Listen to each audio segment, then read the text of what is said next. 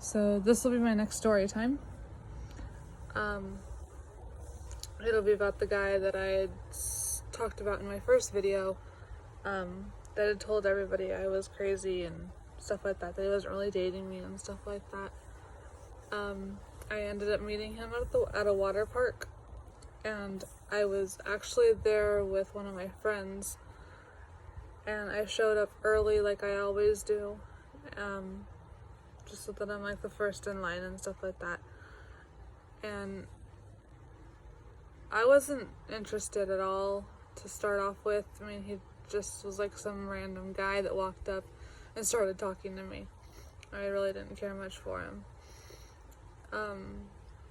And he asked if he could hang out with me for the day because he had nobody else there. It was just him and he had no friends with him. And I didn't say no, but I probably should have. He followed me around all day long. I was there all day. When I did leave and went to go get food, he followed. And when I went back to the water park after getting lunch, he followed me back to the water park. And he just talked every now and then. I mean, I just told him, yeah, at the time my favorite color was green. He said, oh yeah, me too. I said, oh yeah, Dr. Pepper was my favorite soda. He said, oh yeah, me too.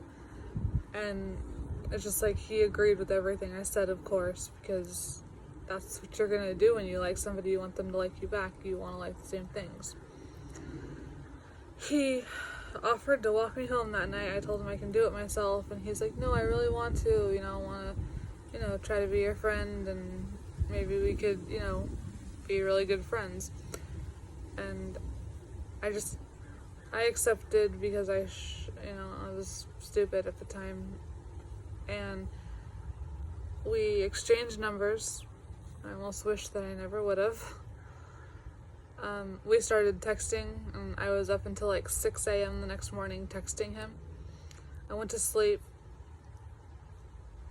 I only slept until, I don't know, 9, 10 o'clock the next morning. I got up and I realized all of my body, except from like here down to like where my bathing suit was, I was completely sunburnt.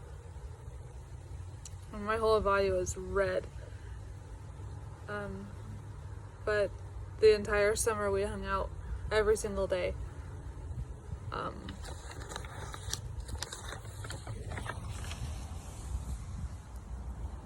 We'd go and hang out at the mall, at the movie theater, just all sorts of places that we could get to because neither of us drove. We were together for a couple of weeks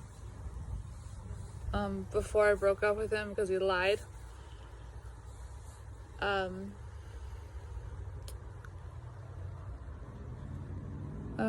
I had made the mistake on getting back with him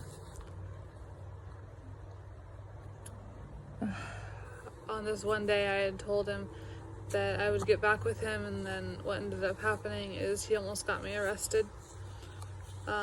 He said, here, hold my wallet, so I grabbed it, and in his wallet was a little baggie, like that big, with crystal methamphetamine residue inside.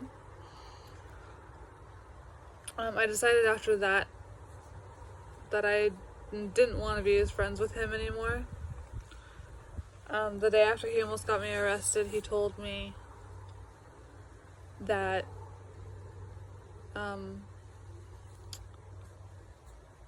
he was sorry and all of that stuff, obviously.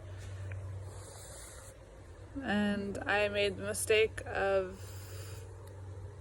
probably the biggest mistake in my life, was to still be his friend.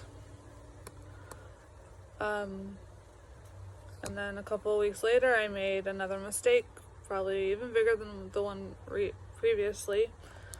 I decided to go and be his girlfriend again. He told all of our friends that were people I met through him, that I was crazy, that he wasn't really my friend, he wasn't really my boyfriend, that I had like this whole life going on in my head that wasn't real.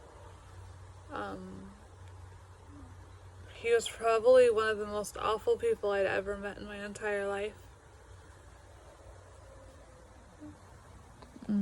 He was selling drugs during our entire relationship.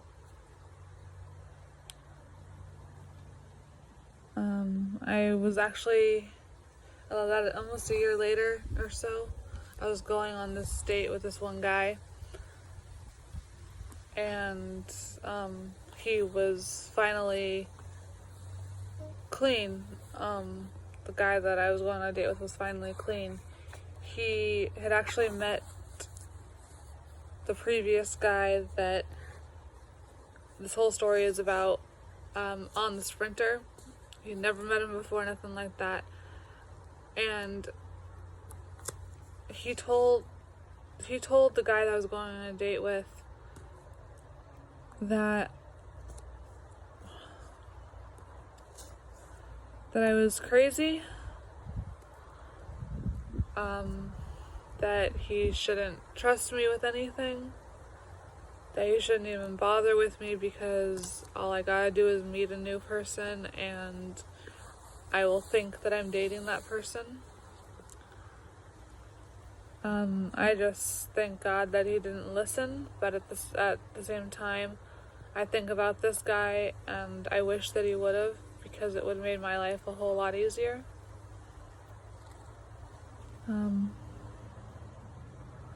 But the new guy, I'm gonna call him Andy,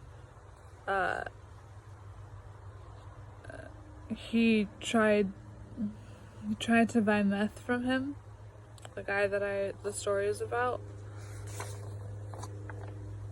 And it didn't work out. He ended up stealing his money, and that wasted our whole day hanging out, because he came all the way down from Riverside County down to San Diego to hang out with me. And the last bus to take him back up to Riverside County is at 4 p.m. and I didn't get to see him until like 3:30, so it was like I got to see him for a second and then we had to go back and get him to the bus station in time to go home.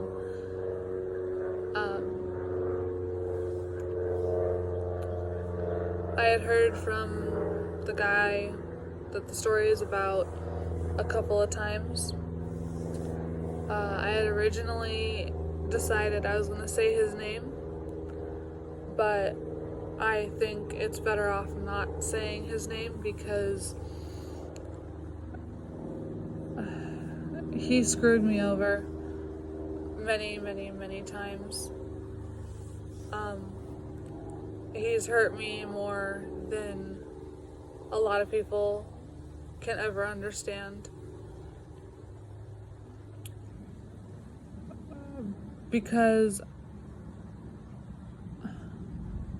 some things that I have been through in my life, which if you've seen my first video, you'll understand some of them. You don't say stuff like what he said about me, about somebody that has been through what I've been through. My next story is going to be a little bit more difficult to tell, but some of my stories will start to look up pretty soon. But he was definitely, yeah, he was something else. He was definitely, yeah, he was awful. He was an awful person. You know, and to this day he still seems pretty awful. I mean, he couldn't even stay clean.